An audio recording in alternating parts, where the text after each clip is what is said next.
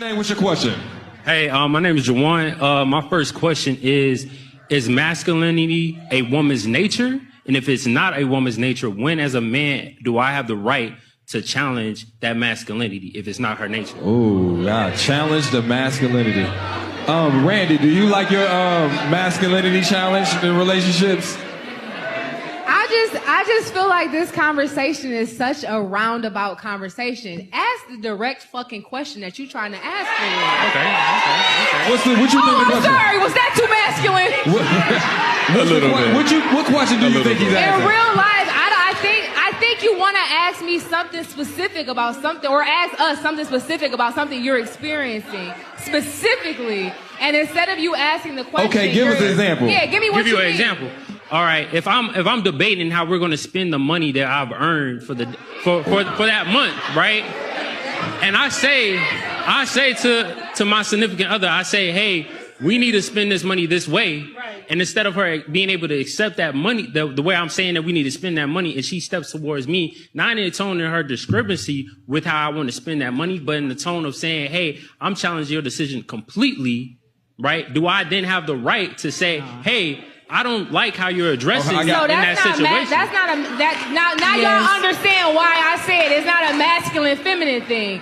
That's a matter of the fact you don't, because this is your second question like this, you don't like your authority challenged. Ooh. And that's okay. Listen, wait a minute. That's absolutely okay that you don't like your authority challenged, but you have to figure out how you gonna make that shit work in today's age with your wife. Okay. Because your girl obviously is a mixture of, I'm looking at her, and I'm not gonna say where you were sitting at, but I'm looking at her, and off of her energy and off of her, she just chilling alone, lets me know that she is a certain kind of woman, not like me. So she probably already give you a lot of the feminine energy and the bend that you looking for, but you damn near wanting to control every aspect. And just because she's giving you feedback on top of what you gave her does not mean she's challenging you. She might just be looking at a different perspective. Hey, baby, you saying let's pay the whole electric bill off right now. But I think, hey, it might make sense for us to put 150 on the electric and 75 on the water so they don't kick this over here. Ooh, yes, sir. Okay. SD, what you say? Okay. How old are you, bro? I'm 27. 27, okay. So you knew, like, my son 24, so I get it, right? So check this out. You can lead, y'all be nice. Yeah. Hey, so your woman is looking to you to be the leader, right? And part of being the leader is, like Ace and them talked about earlier, is knowing when to step to the side and listen to your woman. Right? You can't make all the decisions all the time just because you're a man. Being a leader, a lot of times, like when Michael Jordan, I don't know if you know, but when he was playing with the Bulls, he was the leader. Everybody knew it. But he had to pass the ball to somebody else to win the championship a couple times. So sometimes you got to pass the ball, bro. You ain't got to be so egotistical about it as a man. You know what I mean? Y'all partners. I'm going to give you one more thing. First of all, boy, you called it the money you've earned. Boy, when you said that, I about had a fucking heart attack. I said, oh my God. Okay, you so married. Pricey is nigga to nigga. Don't say that shit. It never goes over well. Don't say it's my house, never goes over well. Okay. This is our shit. We together. Y'all married. This is our money. Right. And you have to have that, and I'm going to say that you have to have that view, because when you bring in individualism, and you make it mine and yours, it's no longer about we. Okay. That's y'all's money, that's y'all's house, it's y'all's decision. Mm-hmm. So, of course, you have to get input, but here's the thing. Oftentimes, followership is a reflection of leadership. Mm-hmm. And you got to lead deep inside yourself and say, am I the effective leader where the trust is being gained, and now that person defers, and vice versa. So I want you to look deep inside yourself and just be careful about this, because I've learned this the hard way through experience. Years ago, I fixed my lips to say this is my house. And I've learned, once you say that, the relationship changes. Once you say this is my money, the relationship changes. Because you can clean your own damn house, cook in your own damn house. Because honestly, that narrative of this is my house, this is my money, that's what brings about that trauma energy that y'all don't like when girls be like, oh, we don't need a man. Because in real life, you put them in a position to make it so they don't need you or they don't want to need you because you're throwing things in their face. Trip. Like, this is my money, this is my house. But once you start leading properly, she'll trust you with Amen. whatever you got going on. But also, She gonna be with you, also, bro. every disagreement ain't a challenge, like she said to you. Yeah. I'm just trying to figure. I gotta ask some questions. You say go this way. I'm just asking why, Daddy. I'm not trying to fight with you. I'm just trying to femininely ask why you feel like that's the best Femininely decision. ask. Femininely ass nigga. Then listen, you petty as fuck. I want to say this, and thank you. I appreciate you asking that question. Let me tell you why, because it's in context with the question you asked during the VIP session. Yo, it is tough because, man, we are in a place where that leadership is expected of us. And the consequences of fair leadership, people going to look at you. If you not leading your house, if things are going wrong and the lights get cut off, everybody going to look at you. Mm-hmm. So that's a heavy weight. So with that being said, I give you grace with figuring this part out, okay? But as long as you are figuring this out from a place of love and not ego, you'll be all right, okay? Cool, clap it up, clap it up, clap it up, clap it up. Pretty heavy one right here, people. First and foremost, shout out to tonight's conversation. They always bring the heat. I gotta make it to one of their sessions whenever they come, whenever they're back in Chicago. But the question that the young brother had, 27 years old too, so it's really good to see someone of that age trying to educate themselves on the best way to go about a marriage or a relationship. But this was a pretty heavy question, because the level of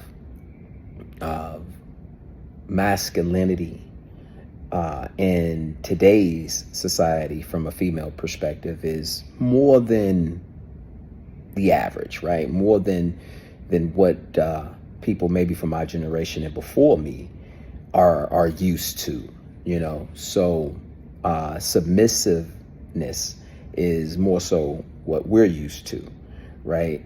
But nowadays, women are checking their bags too. Women are making power moves. Women are, not that they weren't before, but even more so now. Women, they're doing their thing. You know what I mean? They're not held back to society's stereotypes of what a woman can and can't do, the money they can and cannot make. You know what I mean? So things are different now, which is a good thing. However, my perspective on what this young man was asking about is, when can he challenge it? And everything that they gave him from the panel, I agree with 100%. And the touchy part is the fact that he is focused on challenging. And as the sister who addressed him initially on the panel said, you don't like your power to be challenged, which very well could be the case, right? And that's understandable as well, because he's a young man trying to learn the game of relationships and love, and he's 27, right? So a lot of years to go. But the word challenge is definitely wasn't the best word to use. And on top of the fact that he said something about my house, my money is what he was talking about. So all of those things you want to stay away from, just like my man told him on the panel. But I don't believe they actually touched on him using the word challenge. Because in a situation like this, I don't know if they said he was married or not, but either way, relationship, marriage, whatever, they under the same roof. So we can't get wrapped up in challenging each other. Now, if she does not agree with his decision in reference to how they should use the funds, then she has a right to give her opinion on that. You know what I mean?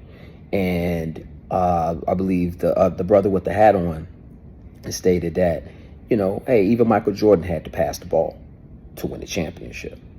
And as men, I think we tend to forget about delegation and that our women can handle things.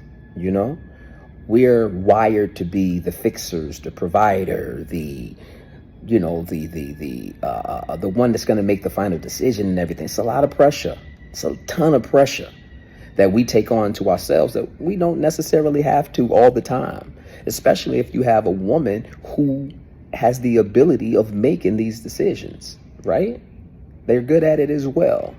So you have to know your spouse's strengths and weaknesses.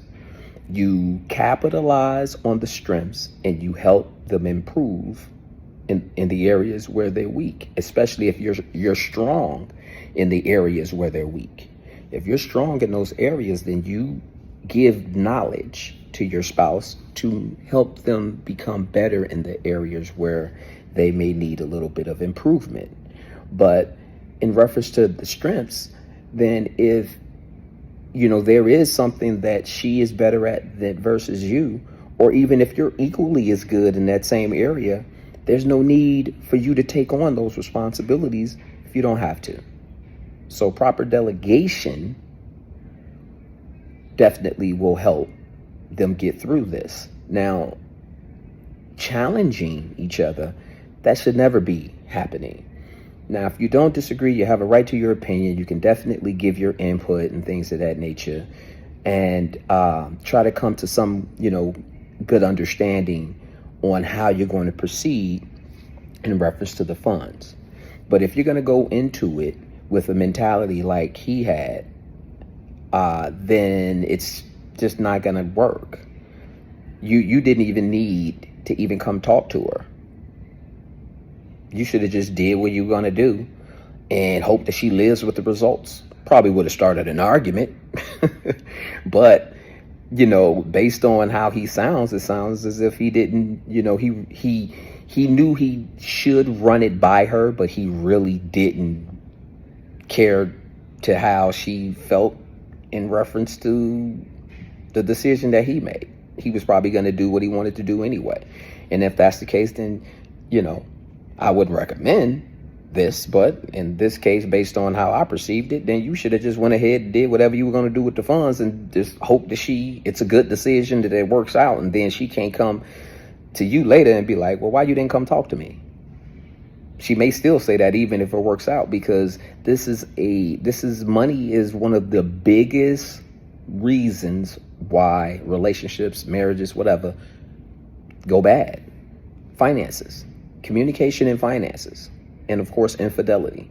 So being that finances is the case here, then you want to make sure that you are including all parties who need to be involved in the decision-making process. Don't challenge each other. Ask questions if you need clarity. Come to a common understanding in a happy medium, hopefully, on how you're going to go about utilizing those funds. That's the best way to go about it. My opinion. Tell me what y'all think. Get in them comments. Let me know what y'all think on this one, because this one was pretty heavy. Yeah.